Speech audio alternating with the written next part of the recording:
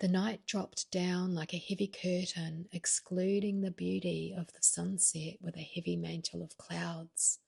But at the sounding of 8 bells, Adori and Mizma, robed in heavy travellers' coats, head out for the dwelling of Abdullah.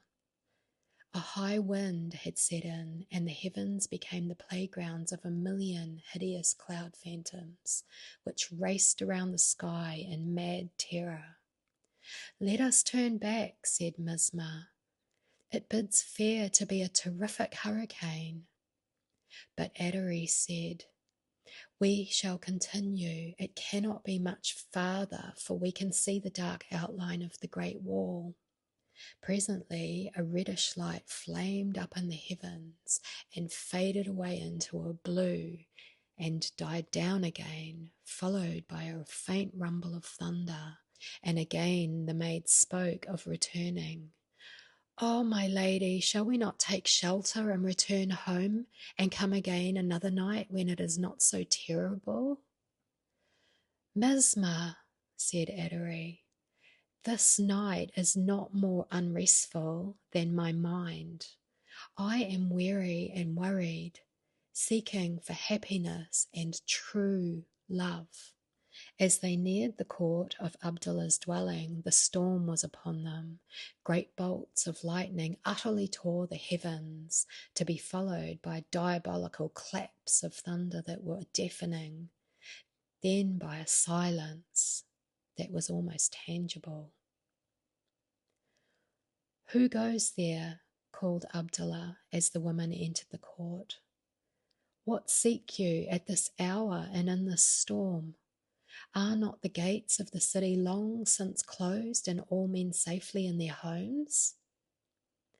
"I seek thee, Abdullah," said Adori, "and I have come to thee through this storm, which is much akin to my mental state, to know of a love that is not physical, to know of a love that does not deal with passion and that will not falter. Oh, Abdullah, I am weary of this shifting, changing love. Can you tell me of real love?" Standing there before the hut, the heavy cloak dropped from her shoulders, and in the flashes of light, Abdullah could see her wondrous beauty and said, "Is this not the Lady Adori, whose praise and beauty is sung by 1,000 ballads?"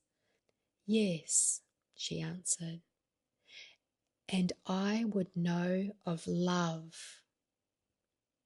So Abdullah, in his direct manner, bade them enter and place drugs for them. God is love, and since God is unchangeable, love must be likewise.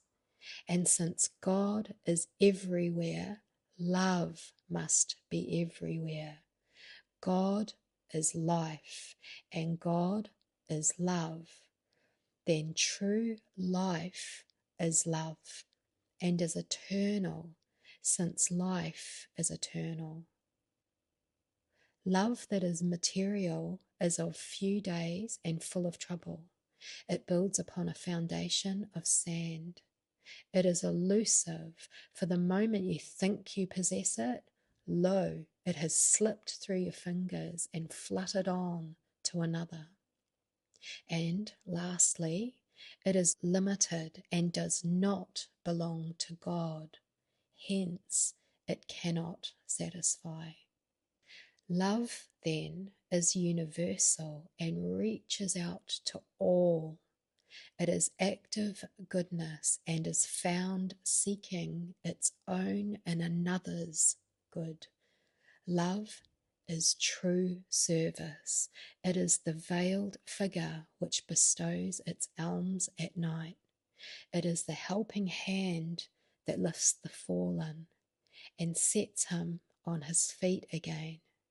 It is the something in the mother's kiss that heals the wounded baby finger and replaces tears with smiles. It is the tender word spoken at the right time. And it is the sheer joy of living, of being happy and useful. Love is pure. It is the dove sipping the dew from the lily chalice. It is the blue that peeps through the dark clouds of material sense and whispers that the storm is far spent. It is the thrill of joy that the shepherd knows when he finds the lost sheep. It is the something in the hand grasp of a long lost friend. It is the rod and staff that both help and guide. Love is giving, not hard gold, but good thoughts, thereby helping the beggar to help himself return to his perfect estate. Love is the fulfilling of the law, and God is the law. Love is work in the Master's vineyard. Know ye not that the fields are white, but the labourers, lovers, are few? Love is liberty, and by loving man properly, we can liberate him from the bondage of material thinking. We can set free all the slaves that we are holding in bondage in our thinking by loving them as the children of the perfect one. Now, as Abdullah ceased speaking, there was a breathless silence fell upon them, and each in his heart was praying the prayer of thanksgiving, for each felt the mantle of true love gently enfolding him. And Adore, rising, said, Love was all about me, and all I had to do was put my hand out and take it. Yet I did not know it. It was calling to me and beseeching me, and yet I could not answer. But now I know what real love is. It is service. It is right thinking and consequent right living and doing. It is praising God, not with long prayers and speeches, but with silent voicings of gratitude and willingness.